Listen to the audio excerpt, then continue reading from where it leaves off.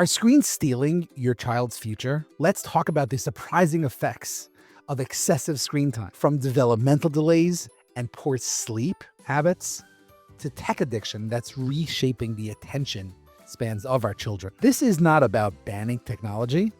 Electronics are part of our lives, and they can even be an amazing tool when used correctly. Today, we are going to break down very easy and actionable strategies to help your kids build healthier habits, maintain focus, and thrive in a tech-driven world. Stick around. This could change how your family approaches screen time forever. Hello, everyone. Welcome back to Parenting is Easy, Said No One Ever. I am your host, Chananya Abraham, and there's a really important topic we must talk about, something that really has been in the works for, I would say, years. And unfortunately, we've never had an opportunity to actually talk about it. And that's going to be electronics and our kids, a topic that is probably going to be something for us to be talking about for a very, very, very long time. I want to make this very, very clear. This is in no way, shape, or form bashing and saying electronics are bad, because I think electronics are phenomenal. We're on it right now as we all hear and listen to this and watch this. And it's also something that we're going to be having for a very long time because we've become so dependent on it. And our world is a very, very electronic world. But this video specifically is going to be talking about what we can do and how to have some sort of guidance when it comes to working with our children and setting them up to be the best version of themselves together with electronics. Before we go any further, if you have any questions, concerns, if you would like some specific personal details regarding how to go about certain things, please follow the link below, like and subscribe so you can see more of these awesome videos. That being said, we're going to break down into 3 specific categories when it comes to how to work with electronics with our kids. The first thing is screen time and developmental delays. So the danger would be when there is excessive screen time during critical developmental stages of their life. Language can be affected. The way they're going to interact with others is going to be affected. And also their cognitive abilities. So their social skills, cognitive abilities, and also language is going to be drastically affected. The American Academy of Pediatrics recommends specifically for children ages 2 to 5, no more than 1 hour a day. And it goes up, depending on the ages, about a half hour a day through different ages. The second thing to really keep in mind when it comes to electronic use is sleep and the effects that it has on sleep. When we have too much screen time, especially before bedtime, children's sleep cycles can lead to poor sleep quality and shorter durations of sleep. So they're not going to get the deeper levels of REM that they actually need. And that's really important to know, that if a child is not going to have the right REM levels and they're not going to be sleeping enough, then obviously that's going to affect the rest of their day. It's very important, and this is for number 2 over here, to make sure that there is a strict, highly enforced curfew when it comes to electronics, at least 1 hour before bedtime. And encourage pre-sleep routines, whether it's breathing, brushing teeth, listening to some music, or even reading a book and storytelling. Whether it's our job to do it with our kids, which is very, very important, I'll get back to that soon, or kids doing it themselves. Now, I have to remember, as before we get to number 3 over here, what we're trying to do is we're trying to get our kids to lead the best lives possible.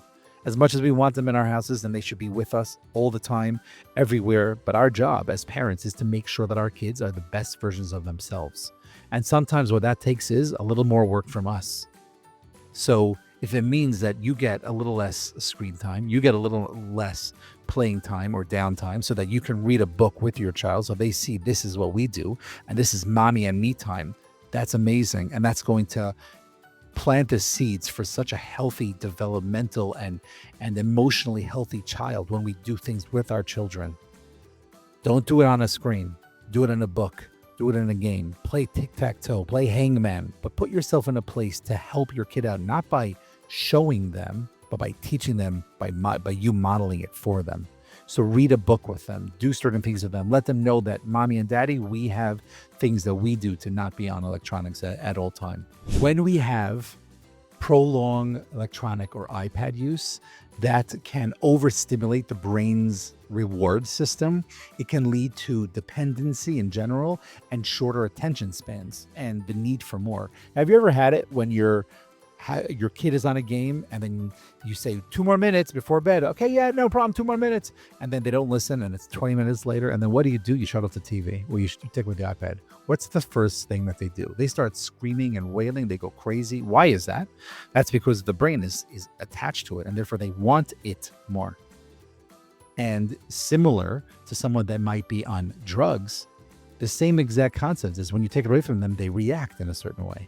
What we want is for our kids to be able to have a healthy attention span, a non-addictive brain that is watching or playing something within the games that they're doing. And on top of that, to also know if they're going to be playing games, try to have them stay in one game for as long as possible instead of them switching between multiple games all the time, because that can also add to that attention issues in school, how they're going to be socially, how they're going to be regarding their sleep, like we're talking about, and also their dependency is going to be constantly needing to change, which is not going to be helpful in any way. When a child who is frequently changing between apps or games, they may struggle to focus on tasks in school that require sustained attention. And that's something that's talked about in a lot of literature, in a lot of scientific literature. So what we can do is we want to be able to encourage a balanced tech use by scheduling regular tech-free times, certain times, and not just meal times where there are no electronics allowed. So what that does is it shows that, hey, I can have a functional life. If I'm having a play date, it doesn't have to be on Xbox. It could be playing something like a board game or coloring or going outside and playing a sport. It doesn't have to be with electronic.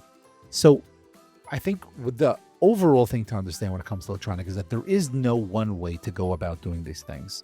It's very, very important for us as parents to know that I have a responsibility to make the rules for each household, for each child, specific for what they need. If you see that their attention in school is getting less and less, okay, what's the correlation when it comes to their iPad use? If you see that they're not able to have more interpersonal relationships, how is that being affected by the electronics? If we see that they're not sleeping well, okay, what's the connection there? Remember, ABC, always be curious, see what's happening, know what's happening around your child to know how they're feeling, how they're reacting, how they're dealing with different situations. There is no one set rule. Electronics are here to stay. We want to be able to work with our children and we want to be able to have discussions with them. So don't do it in a authoritarian way of delivering this message to them, but say, hey, this is something we're taking on. It's really exciting. This is something that's going to be beneficial to us both today, tomorrow, and when you go into the next grade and when you graduate elementary or high school or college. It's putting you in a place to be in control over the situation, and you want to be able to work with them. Consider them a partner in this and not just a child of because I said so, because that's when they might sneak and go ahead and do more. What we want to be able to do is say, hey, we're doing this together. I guess nowadays we would say, let's collab in a certain way. So that's really important. So again, we have the concept of the developmental, we have the concept of sleep, and we have the concept of addiction. So we have to be very, very careful of to make sure that our children we are helping our children do the best that they can for themselves in their lives, and they are striving higher and higher and higher. If you like this video, if there are other videos that you think could be really, really beneficial, that you would like some guidance on, please respond and post in the comments below. Like and subscribe wherever you are watching this. And as always, stay curious.